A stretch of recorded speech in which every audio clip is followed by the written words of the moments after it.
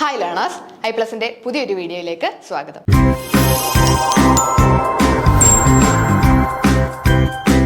അപ്പോൾ നമ്മളിപ്പോൾ ഡിസ്കസ് ചെയ്യാനായിട്ട് പോകുന്നത് നമ്മളുടെ മൊഡ്യൂൾ 4 ആണ്, അതായത് സ്ട്രാറ്റജിക് മാനേജ്മെന്റ്. അപ്പോൾ സ്ട്രാറ്റജിക് മാനേജ്മെന്റിനകത്ത് നമുക്ക് കുറച്ചധികം കാര്യങ്ങൾ നോക്കി വെക്കേണ്ടതായിട്ടുണ്ട്. സ്ട്രാറ്റജിക് ഡിസിഷൻ മേക്കിങ്ങിനുള്ള പല പല ടെക്നിക്സിനെ പറ്റിയിട്ടാണ് ഇവിടെ നിങ്ങൾ കൃത്യമായിട്ട് പഠിച്ചു വെക്കേണ്ടത്. ആ ഒരു ടെക്നിക്സിനെ ബേസ് ചെയ്തിട്ട് ഒരുപാട് ക്വസ്റ്റ്യൻസ് പ്രീവിയസ് ഇയറിൽ ചോദിച്ച് കണ്ടിട്ടുണ്ട്. അപ്പൊ നമുക്ക് ഫസ്റ്റ് ഒരു ഇൻട്രൊഡക്ഷൻ പോലെ നോക്കാം, എന്താണ് സ്ട്രാറ്റജി. നമ്മൾ ഈ ഒരു മൊഡ്യൂളിൽ തന്നെ പഠിക്കുന്നത്, അല്ലെങ്കിൽ ഈ ഒരു മൊഡ്യൂളിന്റെ പേര് തന്നെ സ്ട്രാറ്റജിക് മാനേജ്മെന്റ് എന്നാണ് അല്ലേ. അപ്പൊ നമുക്ക് നോക്കാം എന്താണ് സ്ട്രാറ്റജി.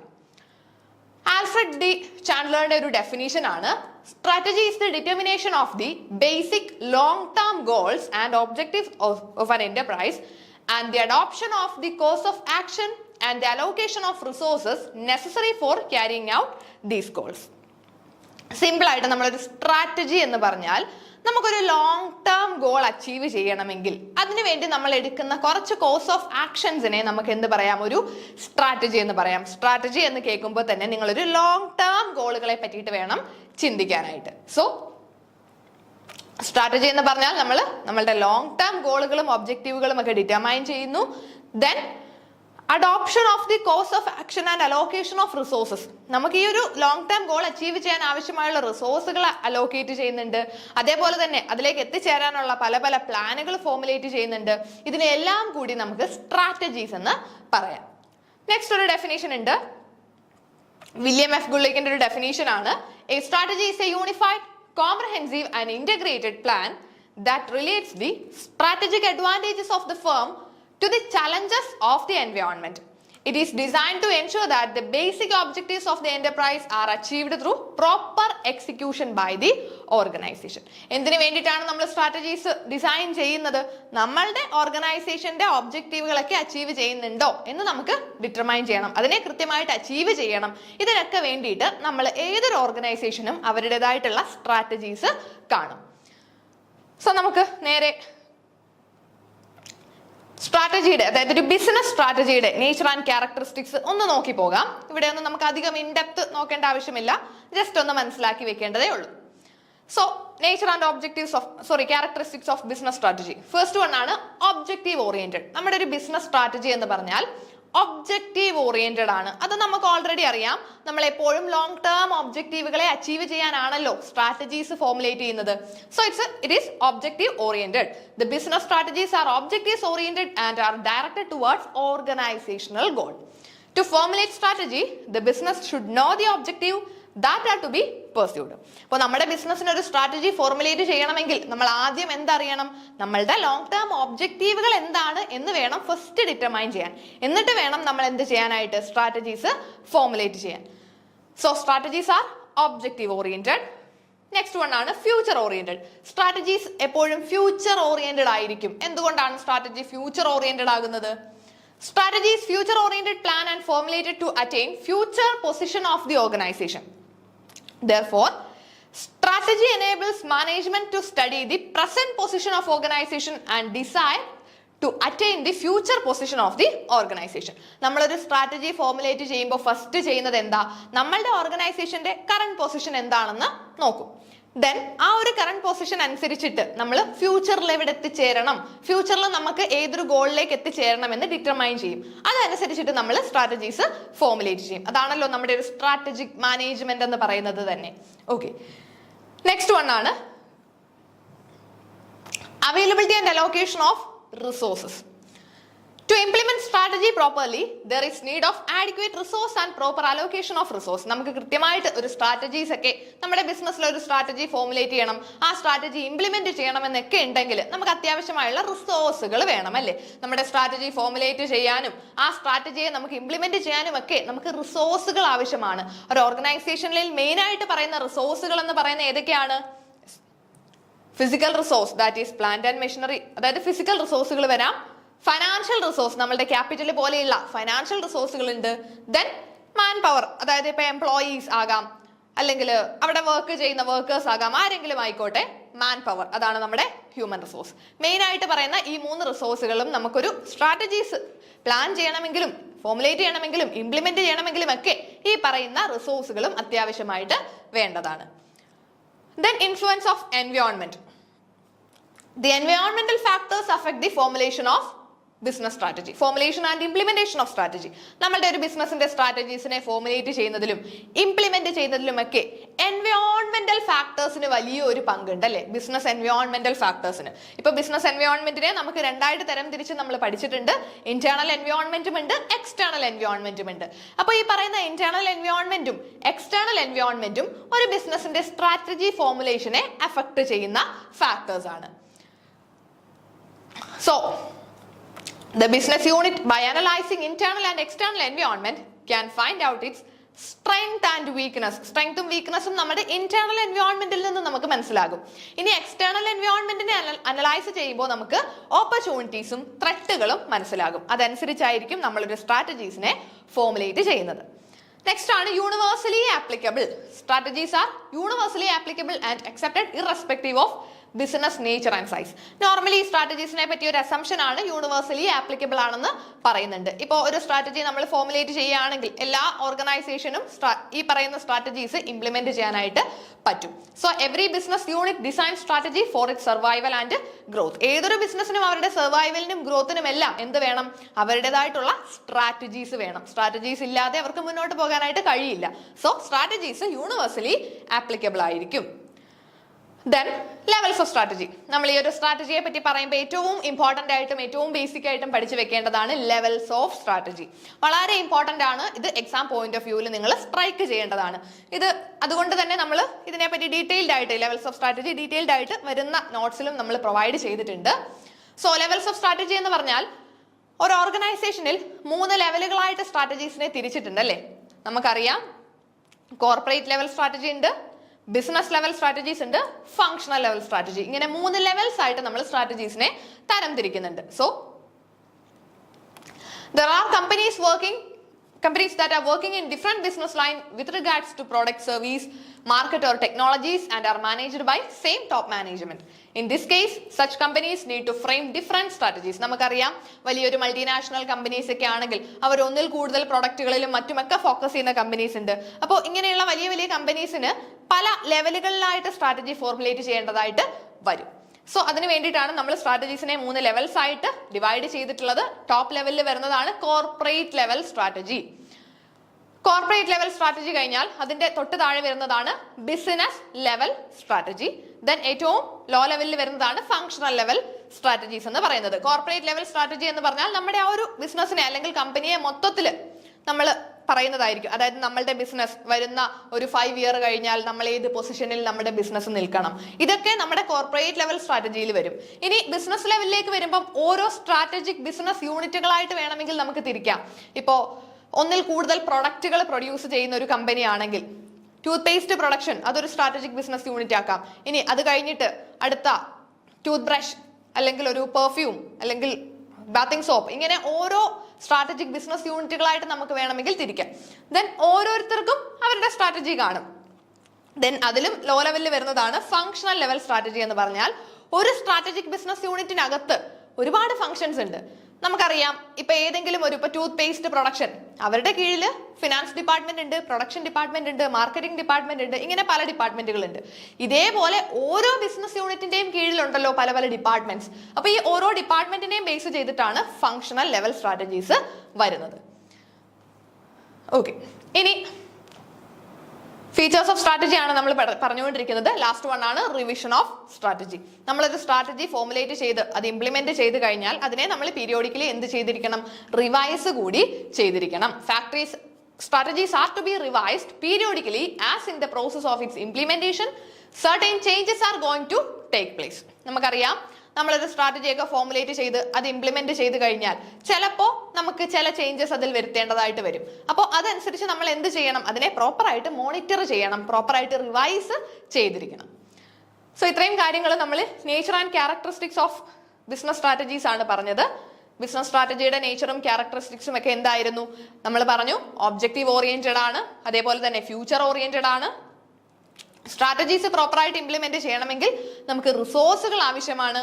ദെൻ സ്ട്രാറ്റജി ഫോർമുലേഷനെയും ഇംപ്ലിമെന്റേഷനെയും ഒക്കെ ബിസിനസിന്റെ എൻവയോൺമെന്റ്, അതായത് ഇന്റേണൽ എൻവയോൺമെന്റും എക്സ്റ്റേണൽ എൻവയോൺമെന്റും അഫക്ട് ചെയ്യുന്നുണ്ട്. Then strategies are universally applicable. there are mainly 3 levels of strategies. Then finally, revision of strategy. സ്ട്രാറ്റജീസിനെ നമ്മൾ പ്രോപ്പർ ആയിട്ട് റിവൈസ് കൂടി ചെയ്തിരിക്കണം. ഇനി നമുക്ക് ലെവൽസ് ഓഫ് സ്ട്രാറ്റജി കുറച്ച് ഇമ്പോർട്ടൻ്റ് ആയിട്ട് നോക്കേണ്ടതായതുകൊണ്ട് തന്നെ ഓരോ ലെവൽസ് ഓഫ് സ്ട്രാറ്റജീസ് നമുക്ക് സ്പെസിഫിക് ആയിട്ട് പഠിക്കാം. ഇത് വളരെ ഇമ്പോർട്ടൻ്റ് ആണ്. എക്സാമിന് പല പ്രാവശ്യവും ഈ ഒരു ഏരിയയിൽ നിന്ന് ക്വസ്റ്റ്യൻസ് ചോദിച്ച് കണ്ടിട്ടുണ്ട്. അതുകൊണ്ട് തന്നെ ഈ ഒരു ഏരിയ നിങ്ങൾ പ്രോപ്പർ ആയിട്ട് അത്രയും ഇമ്പോർട്ടൻസോട് കൂടി തന്നെ പഠിച്ചോളുക. അപ്പോൾ ലെവൽസ് ഓഫ് സ്ട്രാറ്റജിയിലെ ഏറ്റവും ഫസ്റ്റ് ടോപ്പിൽ വരുന്നതാണ് കോർപ്പറേറ്റ് ലെവൽ സ്ട്രാറ്റജി എന്ന് പറയുന്നത്. അപ്പൊ നമുക്ക് നോക്കാം. Corporate level strategy refers to the comprehensive analysis undertaken by a company for its entire operation to chart a course aimed at enhancing growth or value. നമ്മളുടെ ബിസിനസിന്റെ അല്ലെങ്കിൽ നമ്മളുടെ കമ്പനിയുടെ എൻറ്റയർ ഓപ്പറേഷൻസിനെയും കൂടി ഉൾക്കൊള്ളിച്ചുകൊണ്ട് നമ്മൾ പ്രിപ്പയർ ചെയ്യുന്നതാണ് കോർപ്പറേറ്റ് ലെവൽ സ്ട്രാറ്റജി എന്ന് പറയുന്നത്. So this strategic approach is crucial for companies as it enables them to formulate and achieve their long-term business goals. Long-term business goals achieve ചെയ്യാനാണ്. ഇപ്പം ഒരു 10 വർഷം അല്ലെങ്കിൽ ഒരു 5 വർഷം കഴിഞ്ഞ് നമ്മുടെ കമ്പനി ഏത് നിലയിൽ നിൽക്കണം, ഇങ്ങനെയൊക്കെ നമ്മൾ നേരത്തെ പ്ലാൻ ചെയ്ത് അതിനുള്ള സ്ട്രാറ്റജീസ് ഫോർമുലേറ്റ് ചെയ്യുന്നതിനെ കോർപ്പറേറ്റ് ലെവൽ സ്ട്രാറ്റജി എന്ന് പറയാം. ഈ പറയുന്ന കോർപ്പറേറ്റ് ലെവൽ സ്ട്രാറ്റജീസ് നമുക്ക് മെയിൻ ആയിട്ട് 4 ടൈപ്സ് വരുന്നുണ്ട്. കൃത്യമായിട്ട് പഠിച്ചു വെച്ചോളുക. എക്സാം പോയിന്റ് ഓഫ് വ്യൂവിൽ വളരെ ഇമ്പോർട്ടൻ്റ് ആയിട്ട് നമുക്ക് വേണ്ടതാണ്. കോർപ്പറേറ്റ് ലെവൽ സ്ട്രാറ്റജീന്റെ 4 ടൈപ്പാണ്. First one expansion strategy, stability strategy, retrenchment strategy and combination strategy. ഇങ്ങനെ 4 തരം സ്ട്രാറ്റജീസ് ആണ് നമ്മളുടെ കോർപ്പറേറ്റ് ലെവൽ സ്ട്രാറ്റജിയുടെ ഉള്ളിൽ വരുന്നത്. അത് കൃത്യമായിട്ട് നിങ്ങൾ ഓർത്ത് വെച്ചേക്കുക. ചിലപ്പോൾ നമ്മുടെ എക്സാമിന് ഇതുപോലെ ഒരു ടേൺ അറൗണ്ട് സ്ട്രാറ്റജിയും ലിക്വിഡേഷൻ സ്ട്രാറ്റജിയും ഒക്കെ ഇതിന്റെ കൂടെ തന്നിട്ട് ഇതിലേതൊക്കെയാണ് കോർപ്പറേറ്റ് ലെവൽ സ്ട്രാറ്റജിയിൽ വരുന്നത് എന്നൊരു സ്റ്റേറ്റ്മെന്റ് ടൈപ്പ് ക്വസ്റ്റ്യൻ ചോദിക്കാം. വേണമെങ്കിൽ ഒരു ABCDEF 2 ഓപ്ഷൻസ് കൂടി തരാണ്. ദെൻ ഇതിലേതൊക്കെയാണ് കോർപ്പറേറ്റ് ലെവൽ സ്ട്രാറ്റജിയിൽ വരുന്നത്? ABCD ഓർ ABEF, ഇങ്ങനെ നമുക്ക് 4 ഓപ്ഷൻസ് തരാം. അപ്പോൾ ഈ തരത്തിലൊരു ക്വസ്റ്റ്യൻ വന്നാലും നമുക്ക് സിമ്പിൾ ആയിട്ട് അതിൽ നിന്ന് പിക്ക് ചെയ്യാനായിട്ട് പറ്റണം. കോർപ്പറേറ്റ് ലെവൽ സ്ട്രാറ്റജീസിൽ വരുന്നതാണ് expansion strategy, stability strategy, retrenchment strategy and combination strategy. First one നമുക്ക് നോക്കാം. Growth strategy or expansion strategy. Expansion സ്ട്രാറ്റജിയെ തന്നെയാണ് ഗ്രോത്ത് സ്ട്രാറ്റജി എന്നും പറയുന്നത്. So growth strategy or expansion strategies are approaches companies use to increase their market presence, revenue and profitability. Companies അവരുടെ market growth അല്ലെങ്കിൽ market ഷെയറും അവരുടെ റവന്യൂവും പ്രോഫിറ്റബിലിറ്റിയും ഒക്കെ ഇൻക്രീസ് ചെയ്യിക്കാനാണ് ഈ പറഞ്ഞിരിക്കുന്ന എക്സ്പാൻഷൻ അല്ലെങ്കിൽ ഗ്രോത്ത് സ്ട്രാറ്റജീസ് യൂസ് ചെയ്യുന്നത്. പേര് കേട്ടാൽ തന്നെ നമുക്ക് മനസ്സിലാവുമല്ലോ, നമ്മുടെ ബിസിനസ്സിനെ ഒന്ന് എക്സ്പാൻഡ് ചെയ്യാൻ, നമുക്ക് മാർക്കറ്റിൽ ഒന്ന് വളരാൻ ഒക്കെ വേണ്ടിയിട്ടുള്ള സ്ട്രാറ്റജീസ് ആണ് expansion strategies. So these strategies include market penetration, product development, market development and diversification. അപ്പോൾ ഈ ഒരു എക്സ്പാൻഷൻ സ്ട്രാറ്റജീസ് ഏതൊക്കെയാണ് എന്ന് വീണ്ടും ഫർദർ ക്ലാസിഫിക്കേഷൻ വരുന്നുണ്ട്. എക്സ്പാൻഷൻ സ്ട്രാറ്റജീസ് ഏതൊക്കെയാണ് എന്ന് ചോദിച്ചാൽ എക്സ്പാൻഷൻ സ്ട്രാറ്റജീസിൽ വരുന്ന 4 സ്ട്രാറ്റജീസ് ആണ് market development, then market penetration, product development, diversification. ഇത് 4 നമ്മളുടെ എക്സ്പാൻഷൻ സ്ട്രാറ്റജീസ് ആണ്. ഈ 4 സ്ട്രാറ്റജീസും കൃത്യമായിട്ട് ഓർത്ത് വെച്ചേക്കാം. അപ്പോൾ നമ്മുടെ കോർപ്പറേറ്റ് ലെവൽ സ്ട്രാറ്റജീസിനെ 4 ആയിട്ട് നമ്മൾ ക്ലാസിഫൈ ചെയ്യുന്നുണ്ട്. അതിലൊന്നാണ് എക്സ്പാൻഷൻ സ്ട്രാറ്റജി. ഈ ഒരു എക്സ്പാൻഷൻ സ്ട്രാറ്റജിക്ക് വീണ്ടും ഫർദർ ക്ലാസിഫിക്കേഷൻ വരുന്നുണ്ട്. അതായത് market development, market penetration, product development, diversification. ഇത് 4 മെയിൻ ആയിട്ട് നമ്മുടെ എക്സ്പാൻഷൻ സ്ട്രാറ്റജിയിൽ വരുന്ന 4 തരത്തിലുള്ള സ്ട്രാറ്റജീസ്. അത് 4 നമുക്ക് ഒന്നുകൂടി നോക്കാം. ഓക്കെ, ഫസ്റ്റ് വൺ ആണ് market penetration strategy. Market penetration സ്ട്രാറ്റജിയുടെ പ്രത്യേകത എന്താണ്? Involve effort to increase market share in existing market using current product. ഇവിടെ മാർക്കറ്റ് പെനട്രേഷൻ എന്ന് പറഞ്ഞാൽ എക്സിസ്റ്റിംഗ് മാർക്കറ്റിൽ എക്സിസ്റ്റിംഗ് പ്രൊഡക്റ്റ് ഉപയോഗിച്ചുകൊണ്ട് നമ്മൾ എന്ത് ചെയ്യാണ്? നമ്മളുടെ മാർക്കറ്റ് ഷെയർ ഇൻക്രീസ് ചെയ്യാനും പ്രോഫിറ്റ് ഇൻക്രീസ് ചെയ്യാനും ഒക്കെ നോക്കുന്നതാണ് മാർക്കറ്റ് പെനട്രേഷൻ സ്ട്രാറ്റജി. അവിടെ നിങ്ങൾ നോക്കേണ്ടത് എക്സിസ്റ്റിംഗ് പ്രൊഡക്റ്റ്, നമുക്ക് ഓൾറെഡി ഉള്ള പ്രൊഡക്റ്റുകൾ തന്നെ എക്സിസ്റ്റിംഗ് മാർക്കറ്റ്, നമ്മൾ ഓൾറെഡി ഏത് മാർക്കറ്റിലാണോ ഈ ഒരു പ്രൊഡക്റ്റുകൾ എത്തിക്കുന്നത് അല്ലെങ്കിൽ നമ്മൾ ഏത് മാർക്കറ്റിനെയാണോ ഫോക്കസ് ചെയ്തിട്ടുള്ളത് ആ ഒരു എക്സിസ്റ്റിംഗ് മാർക്കറ്റിൽ തന്നെ എക്സിസ്റ്റിംഗ് പ്രൊഡക്റ്റുകൾ തന്നെ കൊണ്ടുവന്നിട്ട് നമ്മളുടെ ഒരു മാർക്കറ്റ് ഷെയർ ഒക്കെ നമ്മൾ ഇൻക്രീസ് ചെയ്യിക്കാനായിട്ട് നോക്കുന്നതാണ് മാർക്കറ്റ് പെനട്രേഷൻ സ്ട്രാറ്റജി. അവിടെ എക്സിസ്റ്റിംഗ് മാർക്കറ്റിൽ എക്സിസ്റ്റിംഗ് പ്രൊഡക്റ്റ് തന്നെയാണ് ഉപയോഗിക്കുന്നത്. അതാണ് നിങ്ങൾ സ്ട്രൈക്ക് ചെയ്ത് വെക്കേണ്ടത്. രണ്ടാമത്തേതാണ് പ്രോഡക്റ്റ് ഡെവലപ്മെന്റ്. പ്രോഡക്റ്റ് ഡെവലപ്മെന്റിന്റെ പ്രത്യേകത focus on introducing new product to existing market. Product development, പ്രൊഡക്റ്റിനെ നമ്മൾ ഡെവലപ്പ് ചെയ്യുന്നു, അപ്പൊ ന്യൂ പ്രൊഡക്റ്റുകൾ കൊണ്ടുവരുന്നു. ആ പേര് കേൾക്കുമ്പോൾ നിങ്ങൾ അങ്ങനെ വേണം ചിന്തിക്കാൻ. ഇത് ചെറുതായിട്ട് തിരിഞ്ഞു പോകുന്നതാണ്, അപ്പോൾ അത് നിങ്ങൾ കൃത്യമായിട്ട് ഓർത്ത് വെച്ചേക്കുക. പ്രൊഡക്റ്റ് ഡെവലപ്മെന്റ് സ്ട്രാറ്റജി എന്ന് പറഞ്ഞാൽ പ്രൊഡക്റ്റിനെ നമ്മൾ ഡെവലപ്പ് ചെയ്യാൻ നോക്കുക. നമുക്കുള്ള പ്രൊഡക്റ്റിനെ കാട്ടിലും കുറച്ചുകൂടി ബെറ്റർ പ്രൊഡക്റ്റ് അല്ലെങ്കിൽ ഒരു ന്യൂ പ്രൊഡക്റ്റ് കൊണ്ടുവരുന്നു. പ്രൊഡക്റ്റ് ആണ് ഡെവലപ്പ് ചെയ്യുന്നത്. അപ്പോൾ introducing new product to existing market. Already നമ്മൾ ഫോക്കസ് ചെയ്യുന്നത് ഏത് മാർക്കറ്റ് ആണോ ആ ഒരു എക്സിസ്റ്റിംഗ് മാർക്കറ്റിലോട്ട് പുതിയ പ്രൊഡക്റ്റുകളെ കൊണ്ടുവരുന്ന ഒരു സ്ട്രാറ്റജിയാണ് പ്രൊഡക്റ്റ് ഡെവലപ്മെന്റ് സ്ട്രാറ്റജി. നെക്സ്റ്റ് ആണ് മാർക്കറ്റ് ഡെവലപ്മെന്റ്. ഈ പേര് കേൾക്കുമ്പോൾ നിങ്ങൾ ചിന്തിക്കണം, ഇവിടെ എന്താ ഡെവലപ്പ് ചെയ്യുന്നത്? മാർക്കറ്റ് ആണ് ഡെവലപ്പ് ചെയ്യുന്നത്. അപ്പോൾ നമ്മൾ എന്താ ചെയ്യുന്നത്? ഇൻവോൾവ് എൻറ്ററിങ് ന്യൂ മാർക്കറ്റ്സ് വിത്ത് എക്സിസ്റ്റിംഗ് പ്രോഡക്റ്റ്. അവിടെ നമ്മൾ പ്രൊഡക്റ്റിന് മാറ്റമൊന്നും വരുത്തുന്നില്ല, മാർക്കറ്റിനെ ഡെവലപ്പ് ചെയ്യുന്നു. അതായത് ഒരു പുതിയ മാർക്കറ്റിലേക്ക് നമുക്ക് ഓൾറെഡി ഉള്ള പ്രൊഡക്റ്റുകളെ ഒരു പുതിയ മാർക്കറ്റിലേക്ക് എത്തിക്കാനായിട്ട് നോക്കുന്നു. അതാണ് നമ്മളുടെ മാർക്കറ്റ് ഡെവലപ്മെന്റ് സ്ട്രാറ്റജി എന്ന് പറയുന്നത്. Then finally diversification strategy. Diversification എന്ന് പറഞ്ഞാൽ പേര് കേൾക്കുമ്പോൾ നമുക്ക് മനസ്സിലാകും, involve entering new market with new product. Diversify ചെയ്യാണ്, പുതിയ പ്രൊഡക്റ്റ് ഇറക്കുന്നു, അത് പുതിയ മാർക്കറ്റിലേക്ക് എത്തിക്കുകയും ചെയ്യുന്നുണ്ട് അല്ലെ. പ്രൊഡക്റ്റും മാർക്കറ്റും രണ്ടും നമ്മൾ ഡൈവേഴ്സിഫൈ ചെയ്യുന്നുണ്ട്. So significantly increasing the potential for growth but also the risk. ഈ ഒരു ഡൈവേഴ്സിഫിക്കേഷനിലേക്ക് വരുമ്പോൾ ഗ്രോത്ത് പൊട്ടൻഷ്യൽ കൂടുതലായിരിക്കും, അതേപോലെ റിസ്ക് ഫാക്ടറും കൂടുതലായിരിക്കും. കാരണം പുതിയ പ്രൊഡക്റ്റ് ആണ്, പുതിയ മാർക്കറ്റുമാണ്. അപ്പോൾ നമുക്ക് രണ്ടും സക്സസ് ആവുമോ എന്ന് ഉറപ്പില്ല. ഇനി ഈ ഒരു ഡൈവേഴ്സിഫിക്കേഷൻ സ്ട്രാറ്റജിയിൽ ഡൈവേഴ്സിഫിക്കേഷനെ ഒരു കുറച്ച് ക്ലാസിഫിക്കേഷൻസ് വരുന്നുണ്ട്. ആ ഒരു ക്ലാസിഫിക്കേഷൻസ് ഒന്ന് മനസ്സിലാക്കി വെച്ചേക്കുക. ഫസ്റ്റ് വൺ ആണ് vertical diversification. Vertical diversification is a growth strategy where business diversify their operation across the supply chain. Vertical ഡൈവേഴ്സിഫിക്കേഷന്റെ പ്രത്യേകത എന്താണെന്ന് അറിയാമോ? ഡൈവേഴ്സിഫൈ ചെയ്യാന്ന് വെച്ചാൽ നമ്മൾ പറഞ്ഞു നമ്മളുടെ പുതിയ അല്ലെങ്കിൽ നമ്മുടെ ഈ എക്സിസ്റ്റിംഗ് പ്രൊഡക്റ്റും എക്സിസ്റ്റിംഗ് മാർക്കറ്റും ഒക്കെ മാറ്റി ന്യൂ പ്രൊഡക്റ്റും ന്യൂ മാർക്കറ്റിലേക്കും ഒക്കെ പോകുന്നതാണ് ഡൈവേഴ്സിഫിക്കേഷൻ. അപ്പോൾ നമ്മളിപ്പോൾ ഇത്രയും നാളൊരു ടൂത്ത് പേസ്റ്റ് പ്രൊഡ്യൂസ് ചെയ്തുകൊണ്ടിരുന്നു. ഇനി നമ്മൾ ടൂത്ത് പേസ്റ്റിൽ നിന്ന് മാറി മറ്റൊരു പ്രൊഡക്റ്റ് കൂടി ഇതിന്റെ കൂടെ ഏതെങ്കിലും ഫുഡ് പ്രൊഡക്റ്റുകളോ അല്ലെങ്കിൽ ഈ പറയുന്ന ടൂത്ത് ബ്രഷോ അല്ലെങ്കിൽ ബാത്തിങ് സോപ്പോ അങ്ങനെ മറ്റേതെങ്കിലും ഒരു ബിസിനസ്സിൽ കൂടി അല്ലെങ്കിൽ ഒരു പ്രൊഡക്റ്റിൽ കൂടി നമ്മൾ ഫോക്കസ് ചെയ്യാനായിട്ട് തീരുമാനിക്കുകയാണ്. അങ്ങനെയാണെങ്കിൽ അതിനെ ഡൈവേഴ്സിഫിക്കേഷൻ എന്ന് പറയാം. ഇനി ഈ ഡൈവേഴ്സിഫിക്കേഷൻ പല തരത്തിൽ ഡൈവേഴ്സിഫൈ ചെയ്യാം നമ്മുടെ ബിസിനസിനെ. ഫസ്റ്റ് ആണ് വെർട്ടിക്കൽ ഡൈവേഴ്സിഫിക്കേഷൻ. വെർട്ടിക്കൽ ഡൈവേഴ്സിഫിക്കേഷന്റെ പ്രത്യേകത നമ്മുടെ സപ്ലൈ ചെയിനിലുള്ള മറ്റേതെങ്കിലും ആക്ടിവിറ്റീസിൽ കൂടി നമ്മൾ അക്വയർ ചെയ്യാൻ മറ്റേതെങ്കിലും ആക്ടിവിറ്റിയെ കൂടി നമ്മളുടെ ബിസിനസ് അക്വയർ ചെയ്യുന്നതിനെ വെർട്ടിക്കൽ ഡൈവേഴ്സിഫിക്കേഷൻ എന്ന് പറയാം. ഓക്കെ, സോ ഇവിടെ വെർട്ടിക്കൽ എന്ന് പറഞ്ഞാൽ ഇങ്ങനെയായിരിക്കുമല്ലോ നമ്മളൊരു ലൈൻ വരയ്ക്കുന്നത്. അപ്പൊ ഇവിടെ മെറ്റീരിയൽസ് പ്രൊക്യൂർമെന്റ് വരാം, then manufacturing, then finished goods, marketing, ഇങ്ങനെയുള്ള പല പല ആക്ടിവിറ്റീസ് ഉണ്ട് അല്ലേ. നമ്മൾ മെറ്റീരിയൽസ് വാങ്ങുന്നു, അതിനെ മാനുഫാക്ചർ ചെയ്യുന്നു, അത് ഫിനിഷ്ഡ് ഗുഡ്സ് ആക്കുന്നു, അതിനെ പാക്ക് ചെയ്യുന്നു, ഡിസ്ട്രിബ്യൂഷൻ നടത്തുന്നു, മാർക്കറ്റിംഗ് ചെയ്യുന്നു. ഇത് നമ്മുടെ ഒരു സപ്ലൈ ചെയിൻ ആണ്. അതായത് നമ്മൾ മെറ്റീരിയൽസ് വാങ്ങുന്ന റോ മെറ്റീരിയൽസ് വാങ്ങുന്നത് തൊട്ട് അത് എൻഡ് കസ്റ്റമറുടെ കയ്യിൽ എത്തിക്കുന്നത് വരെയുള്ള കംപ്ലീറ്റ് ആക്ടിവിറ്റീസിനെയും നമ്മൾ സപ്ലൈ ചെയിൻ എന്ന് പറയും. ഈ പറഞ്ഞിരിക്കുന്ന സപ്ലൈ ചെയിനിലുള്ള ഏതെങ്കിലും ഒരു ആക്ടിവിറ്റിയിൽ കൂടി നമ്മൾ ഡൈവേഴ്സിഫൈ ചെയ്യുക, അതായത് മറ്റൊരു ആക്ടിവിറ്റിയും കൂടി നമ്മൾ ഏറ്റെടുക്കുകയാണെങ്കിൽ അതിനെയാണ് വെർട്ടിക്കൽ ഡൈവേഴ്സിഫിക്കേഷൻ എന്ന് പറയുന്നത്. ഇപ്പൊ സിമ്പിൾ ആയിട്ട് പറഞ്ഞാൽ നമ്മൾ മാനുഫാക്ചർ ചെയ്യുക അല്ലെങ്കിൽ ഫിനിഷ്ഡ് ഗുഡ്സ് പ്രൊഡ്യൂസ് ചെയ്യുന്ന ഒരു കമ്പനിയാണ്, ടൂത്ത് പേസ്റ്റുകൾ പ്രൊഡ്യൂസ് ചെയ്യുന്ന കമ്പനിയാണ്. അങ്ങനെയാണെങ്കിൽ ഈ ടൂത്ത് പേസ്റ്റിന്റെ മാനുഫാക്ചറിങ്ങിന് മുന്നേ ഇതിന്റെ മെറ്റീരിയൽസ് റോ മെറ്റീരിയൽസ് നമ്മൾ വാങ്ങുമല്ലോ.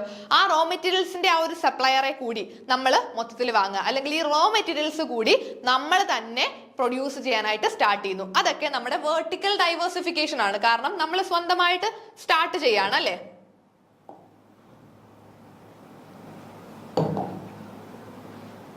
Okay.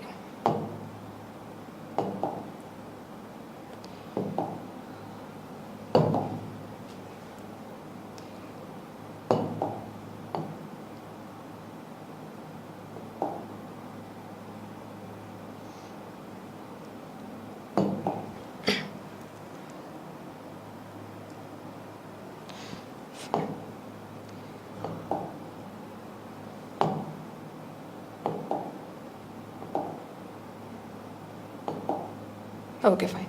സോ ഈ ഒരു വെർട്ടിക്കൽ ഡൈവേഴ്സിഫിക്കേഷനിൽ നമ്മൾ പറഞ്ഞത് സപ്ലൈ ചെയിനിലുള്ള മറ്റേതെങ്കിലും, അതായത് നമ്മളുടെ മുകളിലോട്ടുള്ളതാകാം, ഇനി നമ്മൾ പ്രൊഡക്ഷൻ ആണെങ്കിൽ അത് കഴിഞ്ഞിട്ടുള്ള വേണമെങ്കിൽ ഒരു ഡിസ്ട്രിബ്യൂഷൻ ചാനലും നമുക്ക് സ്വന്തമായിട്ട് തുടങ്ങാം. ഇങ്ങനെ സപ്ലൈ ചെയിനിൽ വരുന്ന ആക്ടിവിറ്റീസിനെ അതിനെ കൂടി നമ്മൾ അക്വയർ ചെയ്യുന്നു, അതുകൂടി നമ്മൾ സ്റ്റാർട്ട് ചെയ്യുകയാണെങ്കിൽ അതിനെ നമുക്ക് വെർട്ടിക്കൽ ഡൈവേഴ്സിഫിക്കേഷൻ എന്ന് പറയാം. സോ വെർട്ടിക്കൽ ഡൈവേഴ്സിഫിക്കേഷൻ തന്നെ രണ്ട് തരത്തിലുണ്ട്. നമ്മളിപ്പോൾ ഓൾറെഡി പറഞ്ഞു, ബാക്ക്വേർഡ് ഡൈവേഴ്സിഫിക്കേഷനും ഉണ്ട്, അതേപോലെ തന്നെ ഫോർവേഡ് ഡൈവേഴ്സിഫിക്കേഷനും ഉണ്ട്. ബാക്ക്വേർഡ് ഡൈവേഴ്സിഫിക്കേഷന്റെ പ്രത്യേകത എന്താണ്? It's a diversification where a company moves one step back from the current line of business. ഇപ്പോൾ നമ്മൾ എന്ത് ബിസിനസ് ആണോ ചെയ്തുകൊണ്ടിരിക്കുന്നത് അതിന് തൊട്ട് ബാക്കിലുള്ള ആക്ടിവിറ്റീസ്, തൊട്ട് പിന്നിലുള്ള സപ്ലൈ ചെയിൻ ആക്ടിവിറ്റീസിനെ കൂടി നമ്മൾ അക്വയർ ചെയ്യുന്നതാണ് ബാക്ക്വേർഡ് വെർട്ടിക്കൽ ഡൈവേഴ്സിഫിക്കേഷൻ. എക്സാമ്പിൾ ഉണ്ട്. എക്സാമ്പിൾ കാണുമ്പോൾ നിങ്ങൾക്ക് സിമ്പിൾ ആയിട്ട് ഒന്നുകൂടി ക്ലിയർ ആകും. A bakery that purchase A wheat processor or A wheat farm. നമ്മളൊരു ബേക്കറി ആണ്, നമ്മൾ സ്വന്തമായിട്ടൊരു ബേക്കറി നടത്തുകയാണ്. അങ്ങനെയാണെങ്കിൽ ഈ ബേക്കറിയിൽ ആവശ്യമായുള്ള സാധനങ്ങളൊക്കെ പ്രൊഡ്യൂസ് ചെയ്യുന്നത് ഈ പറയുന്ന ഗോതമ്പ്, വീറ്റ് ഒക്കെ കൊണ്ടായിരിക്കും. അപ്പൊ നമ്മളൊരു വീറ്റ് ഫാം കൂടി തുടങ്ങുന്നു. നമ്മളൊരു വീറ്റ് ഫാം തുടങ്ങിയാൽ എന്താ പ്രത്യേകത? നമുക്കിനി മറ്റൊരിടത്തുനിന്ന് ഈ വീറ്റ് വാങ്ങണ്ട, നമ്മളുടെ സ്വന്തം ഫാമിൽ നിന്ന് വീറ്റ് കൊണ്ടുവന്ന് അതുകൊണ്ട് നമുക്ക് എന്ത് ചെയ്യാം, പ്രൊഡക്റ്റുകളൊക്കെ ഉണ്ടാക്കി നമ്മുടെ ബേക്കറിയിൽ വെക്കാം. അപ്പോൾ വീറ്റ് ഫാം തുടങ്ങാന്ന് വെച്ചാൽ നമ്മുടെ തൊട്ട് മുന്നേ ഉള്ള, അല്ലെ, നമ്മൾ ബേക്കറി ആണ്, അപ്പോൾ നമ്മളുടെ തൊട്ട് ബാക്കിലുള്ള ഒരു ആക്ടിവിറ്റിയാണ് ഈ ഒരു വീറ്റ് ഫാമിൽ നിന്ന് മെറ്റീരിയൽസ് കൊണ്ടുവരുന്നതൊക്കെ. അപ്പോൾ ഈ തരത്തിൽ നമ്മളുടെ ബാക്ക്വേർഡ് ഡൈവേഴ്സിഫിക്കേഷൻ എന്ന് പറയുമ്പോൾ നമ്മളുടെ കറന്റ് ലൈൻ ഓഫ് ബിസിനസ്സിൽ നിന്ന് ഒരു സ്റ്റെപ്പ് പുറകിലുള്ള ആക്ടിവിറ്റിയെ കൂടി നമ്മൾ അക്വയർ ചെയ്യുന്നതാണ് ബാക്ക്വേർഡ് ഡൈവേഴ്സിഫിക്കേഷൻ. അപ്പോൾ നിങ്ങൾക്ക് ഫോർവേഡ് ഡൈവേഴ്സിഫിക്കേഷൻ സിമ്പിൾ ആയിട്ട് മനസ്സിലാകുമല്ലോ. ഫോർവേഡ് ഡൈവേഴ്സിഫിക്കേഷൻ എന്തായിരിക്കും അപ്പോ? Yes, in this case company enters into the activity which is the extension of its current business. അവരുടെ ഇപ്പോഴത്തെ ബിസിനസ് എന്താണോ, അവർ ഇപ്പൊ എന്ത് ബിസിനസ് ആണോ ചെയ്തുകൊണ്ടിരിക്കുന്നത് അത് കഴിഞ്ഞുള്ള ഒരു ആക്ടിവിറ്റിയെ കൂടി, അല്ലെങ്കിൽ അതിന്റെ ഒരു എക്സ്റ്റൻഷൻ ആയിട്ടൊരു ആക്ടിവിറ്റിയെ കൂടി അക്വയർ ചെയ്യുകയാണെങ്കിൽ അതിനെ നമുക്ക് ഫോർവേഡ് ഡൈവേഴ്സിഫിക്കേഷൻ എന്ന് പറയാം. എക്സാമ്പിൾ നിങ്ങൾക്ക് കാണാം. A clothing manufacturer opening it store four direct sales. Simple അല്ലേ? ഇപ്പൊ ഒരു ക്ലോത്ത്, തുണികൾ മാനുഫാക്ചർ ചെയ്യുന്ന ആളുകൾ കാണും, അല്ലെ, വലിയ ഹോൾസെയിലേഴ്സ് കാണും. തുണികൾ മാനുഫാക്ചർ ചെയ്യുന്ന കമ്പനി സ്വന്തമായിട്ടൊരു സെയിൽസ് ഔട്ട്ലെറ്റ് കൂടി തുടങ്ങുന്നു. അവര് മാനുഫാക്ചർ ചെയ്യുന്ന തുണികൾ അവരുടെ തന്നെ ഔട്ട്ലെറ്റിൽ കൊണ്ട് വിൽക്കുകയാണ്. സോ അവർ മാനുഫാക്ചർ ചെയ്യുന്നതാണ് അവരുടെ മെയിൻ ബിസിനസ് ആക്ടിവിറ്റി. അപ്പോൾ അവർ എന്ത് ഡൈവേഴ്സിഫിക്കേഷൻ അവിടെ ചെയ്തത്? ഫോർവേഡ് ഡൈവേഴ്സിഫിക്കേഷനാ. മാനുഫാക്ചറിങ് കഴിഞ്ഞിട്ടാണല്ലോ സെയിൽസ് വരുന്നത്. അപ്പോൾ മാനുഫാക്ചറിങ് കഴിഞ്ഞുള്ള ഒരു ആക്ടിവിറ്റിയെ കൂടി അവർ അക്വയർ ചെയ്യുന്നു. അതാണ് നമ്മുടെ ഫോർവേഡ് ഡൈവേഴ്സിഫിക്കേഷൻ. ഇനി ഇത് രണ്ടും നമ്മളുടെ വെർട്ടിക്കൽ ഡൈവേഴ്സിഫിക്കേഷന്റെ ക്ലാസിഫിക്കേഷൻ ആയിരുന്നു. ഇനി നമുക്ക് ഹൊറിസോണ്ടൽ ഡൈവേഴ്സിഫിക്കേഷൻ എന്താണെന്ന് നോക്കാം. In this case, company enters into a new business which is very closely related with the existing line of business and it is with the help of the same technology and the market. Horizontal എന്ന പേര് കേൾക്കുമ്പോൾ നമുക്ക് എന്താ ഓർമ്മ വരിക? ഒരു straight line, അല്ലെ? ഒരു ഹൊറിസോണ്ടൽ എന്ന് പറഞ്ഞാൽ ഒരു ലൈൻ ആയിരിക്കും. ഈ ഒരു ലൈനിന്റെ പ്രത്യേകത, ഈ ലൈൻ കാണുമ്പോൾ നമുക്ക് മനസ്സിലാകും ഒരേപോലെയുള്ള ആക്ടിവിറ്റീസിനെ ആയിരിക്കും അവിടെ മറ്റേതെങ്കിലും ഒരേ സെയിം ലെവലുള്ള ആക്ടിവിറ്റീസിലേക്കായിരിക്കും ഡൈവേഴ്സിഫൈ ചെയ്യുക. വെർട്ടിക്കൽ ഡൈവേഴ്സിഫിക്കേഷനിൽ നമ്മൾ താഴോട്ട്, അതായത് ഒരു സപ്ലൈ ചെയിനിൽ ഒന്നുകിൽ നമ്മളുടെ മുന്നേ ഉള്ള ആക്ടിവിറ്റീസോ അല്ലെങ്കിൽ നമ്മളുടെ ബിസിനസ്സിന് ശേഷം, നമ്മുടെ കറന്റ് ലൈൻ ഓഫ് ബിസിനസ്സിന് ശേഷം വരുന്ന ആക്ടിവിറ്റീസിനെ ആയിരുന്നു നമ്മൾ അക്വയർ ചെയ്യുന്നത്. ഹൊറിസോണ്ടലിൽ അങ്ങനെയല്ല. സെയിം ലെവലിൽ, ഇപ്പോ സിമ്പിൾ ആയിട്ട് പറഞ്ഞാൽ നമ്മൾ നേരത്തെ പറഞ്ഞ പോലെ നമ്മളൊരു ബിസ്ക്കറ്റ് മാനുഫാക്ചറിങ് കമ്പനി ആണെങ്കിൽ നമ്മൾ ബിസ്ക്കറ്റ് മാനുഫാക്ചറിങ്ങിന് പുറമെ ഒരു ബ്രെഡ് മാനുഫാക്ചറിങ് കൂടി സ്റ്റാർട്ട് ചെയ്തു. ഇത് രണ്ടും ഏകദേശം ഒരേപോലത്തെ രണ്ട് ആക്ടിവിറ്റീസ് ആണ്, സെയിം ലൈൻ ആണ്, രണ്ടും മാനുഫാക്ചറിങ് തന്നെയാണ്. മറ്റേടത്ത് നമ്മൾ അങ്ങനെയല്ല ചെയ്തത്. വെർട്ടിക്കലിലോട്ട് വരുമ്പോൾ ഒന്നുകിൽ നമ്മൾ ഒരു വീറ്റ് ഫാം, നമ്മളൊരു ബേക്കറി ആണെങ്കിൽ അവിടേക്ക് വേണ്ട സാധനങ്ങൾ കൊണ്ടുവരാൻ ഒരു വീറ്റ് ഫാം തുടങ്ങി, അല്ലെങ്കിൽ നമ്മളൊരു ക്ലോത്ത് മാനുഫാക്ചറർ ആണെങ്കിൽ ആ ക്ലോത്ത്സ് വിൽക്കാൻ വേണ്ടി ഒരു ഔട്ട്ലെറ്റ് തുടങ്ങി. ഇതൊക്കെ വെർട്ടിക്കൽ ആയിരുന്നു. പക്ഷേ ഹൊറിസോണ്ടൽ എന്ന് പറഞ്ഞാൽ ഒരേപോലെയുള്ള ആക്ടിവിറ്റീസിലേക്ക് ഡൈവേഴ്സിഫൈ ചെയ്യുന്നു. അതായത് നമ്മളൊരു ബിസ്ക്കറ്റ് മാനുഫാക്ചറിങ് ആണെങ്കിൽ ഒരു ബ്രെഡ് മാനുഫാക്ചറിങ് കൂടി തുടങ്ങാം. ഇതൊക്കെ നമ്മുടെ ഹൊറിസോണ്ടൽ ഡൈവേഴ്സിഫിക്കേഷൻ ആണ്. അവിടെ ഒരു കാര്യം പ്രത്യേകം ശ്രദ്ധിക്കുക, സെയിം ടെക്നോളജിയും സെയിം മാർക്കറ്റും ഒക്കെ തന്നെ ആയിരിക്കും. അതായത് ഇപ്പൊ ബിസ്ക്കറ്റ് മാനുഫാക്ചറിങ്ങിന് വേണ്ടുന്ന സാധനങ്ങൾ തന്നെ ആയിരിക്കും നമുക്ക് ബ്രെഡ് മാനുഫാക്ചറിങ്ങിനും വരുന്നത്. അതായത് ഈ ടെക്നോളജി തന്നെ മതി, ഈ മെഷീനറീസ് തന്നെ മതി, ഈ സെയിം മാർക്കറ്റിലാണ് രണ്ടും വിൽക്കുന്നത്. ഇങ്ങനെയൊക്കെ വരികയാണെങ്കിൽ അതിനെ നമുക്ക് ഹൊറിസോണ്ടൽ ഡൈവേഴ്സിഫിക്കേഷൻ എന്ന് പറയാം. എക്സാമ്പിൾ ഉണ്ട്, gents garment manufacturer enters into ladies garment manufacturing. Horizontal ഡൈവേഴ്സിഫിക്കേഷന്റെ എക്സാമ്പിൾ ആണ്.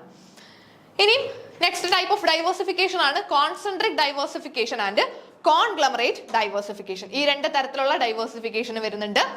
കോൺസെൻട്രിക് ഡൈവേഴ്സിഫിക്കേഷൻ ഏകദേശം നമ്മൾ നേരത്തെ പറഞ്ഞ ഹൊറിസോണ്ടൽ ഡൈവേഴ്സിഫിക്കേഷൻ പോലെ തന്നെ വരുന്നതാണ്. ഇവിടെ എന്താ പ്രത്യേകത? In this new business is linked to the existing business which is indirectly related. ഇവിടെയും നമ്മൾ എന്താ ചെയ്യുന്നത്? ന്യൂ ബിസിനസ്, അതായത് നമ്മുടെ സെയിം ലെവലിൽ വരുന്ന മറ്റൊരു ബിസിനസ് കൂടി സ്റ്റാർട്ട് ചെയ്യുന്നു. പക്ഷെ അത് ഇൻഡയറക്ട്ലി റിലേറ്റഡ് ആയിരിക്കും, നമ്മുടെ ബിസിനസ്സുമായിട്ട് ഇൻഡയറക്ട്ലി റിലേറ്റഡ് ആയിരിക്കും. എക്സാമ്പിൾ കാണാം, ഒരു കാർ സെല്ലർ ഫിനാൻസ് കമ്പനി കൂടി സ്റ്റാർട്ട് ചെയ്തു. ഇപ്പൊ നമ്മളൊരു കാർ സെല്ലർ ആണ്. അങ്ങനെയാണെങ്കിൽ ആ കാർ എടുക്കാൻ വരുന്നവർക്ക് ഫിനാൻസ് ഇട്ട് കൊടുക്കണമെങ്കിൽ ഒരു ഫിനാൻസ് കമ്പനി കൂടി നമ്മൾ തുടങ്ങി. ഇത് രണ്ടും ഏകദേശം സെയിം ലെവലാണ്, പക്ഷെ ഡയറക്ട്ലി റിലേറ്റഡ് അല്ല, ഇൻഡയറക്ട്ലി റിലേറ്റഡ് ആയിരിക്കും. നെക്സ്റ്റ് ആണ് കോൺഗ്ലമറേറ്റ് diversification.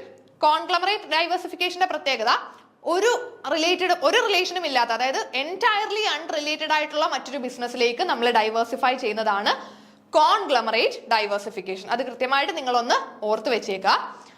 It is a growth strategy where a company adds new product or service that are unrelated to its existing one. Example ഉണ്ട്, ഒരു ട്രാൻസ്പോർട്ട് ഓപ്പറേറ്റർ എന്തിലേക്ക് എൻ്റർ ചെയ്യുന്നു? Furniture മാനുഫാക്ചറിംഗിലേക്ക് enter ചെയ്യുന്നു. ഇത് രണ്ടും entirely different ആണ്.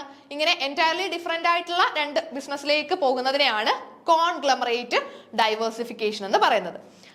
So ഈ types of diversification നിങ്ങൾ കൃത്യമായിട്ടൊന്ന് നോക്കി വെച്ചേക്കുക. അപ്പൊ ഇവിടെ നിങ്ങൾക്ക് ഈ ഒരു ഗ്രോത്ത് സ്ട്രാറ്റജീസ് കാണാം. ഈ ഒരു ഫിഗർ ഇങ്ങനെ തന്നെ അങ്ങ് പഠിച്ചു വെച്ചാൽ സിമ്പിൾ ആയിട്ട് മനസ്സിലാകും. അതായത് നമ്മുടെ ഗ്രോത്ത് സ്ട്രാറ്റജീസ് നമ്മൾ 4 എണ്ണം ഉണ്ടെന്ന് പറഞ്ഞു അല്ലേ. മാർക്കറ്റ് പെനട്രേഷന്റെ പ്രത്യേകത എക്സിസ്റ്റിംഗ് പ്രോഡക്റ്റ് എക്സിസ്റ്റിംഗ് മാർക്കറ്റിൽ തന്നെ കൊണ്ടുവന്ന് അവർ ഗ്രോ ചെയ്യാനായിട്ട് നോക്കുന്നതാണ് മാർക്കറ്റ് പെനട്രേഷൻ. ഇനി പ്രോഡക്റ്റ് ഡെവലപ്മെന്റ് എന്ന് പറഞ്ഞാലോ, പ്രോഡക്റ്റ് ആണ് ഡെവലപ്പ് ചെയ്യുന്നത്. അപ്പോൾ ന്യൂ പ്രോഡക്റ്റിനെ എക്സിസ്റ്റിംഗ് മാർക്കറ്റിലേക്ക് കൊണ്ടുവരുന്നു, അതാണ് പ്രോഡക്റ്റ് ഡെവലപ്മെന്റ്. ഇനി മാർക്കറ്റ് ഡെവലപ്മെന്റ് എന്ന് പറഞ്ഞാൽ നമ്മൾ പഠിച്ചു മാർക്കറ്റിനെയാണ് ഡെവലപ്പ് ചെയ്യുന്നത് അല്ലേ. അപ്പൊ അവിടെ ന്യൂ മാർക്കറ്റ് ആയിരിക്കും, എക്സിസ്റ്റിംഗ് പ്രൊഡക്റ്റ് തന്നെ ആയിരിക്കും. നമുക്കുള്ള പ്രൊഡക്റ്റിനെ ന്യൂ മാർക്കറ്റിലേക്ക് കൊണ്ടുവരുന്നു, അതാണ് നമ്മളുടെ മാർക്കറ്റ് ഡെവലപ്മെന്റ്. ഫൈനലി ഡൈവേഴ്സിഫിക്കേഷൻ എന്ന് പറഞ്ഞാൽ എൻറ്റയർലി ന്യൂ പ്രോഡക്റ്റ് ആണ്, ന്യൂ മാർക്കറ്റുമായിരിക്കും. ന്യൂ പ്രോഡക്റ്റിനെ ന്യൂ മാർക്കറ്റിലേക്ക് കൊണ്ടുവരുന്നതിനെ ഡൈവേഴ്സിഫിക്കേഷൻ എന്നും പറയാം. അപ്പോൾ ഇങ്ങനെ 4 തരം ഈ ഡൈവേഴ്സിഫിക്കേഷൻ തന്നെ നമ്മൾ പല ടൈപ്സിൽ പഠിച്ചു. വെർട്ടിക്കൽ ഡൈവേഴ്സിഫിക്കേഷൻ ഉണ്ട്, ഹൊറിസോണ്ടൽ ഡൈവേഴ്സിഫിക്കേഷൻ ഉണ്ട്, then conglomerate diversification and concentric diversification. ഇത്രയും കാര്യങ്ങൾ നിങ്ങൾ കൃത്യമായിട്ട് നോക്കി വെച്ചേക്കുക. ബാലൻസ് നമുക്ക് നെക്സ്റ്റ് ക്ലാസ്സിലായിട്ട് ഡിസ്കസ് ചെയ്യാം. താങ്ക്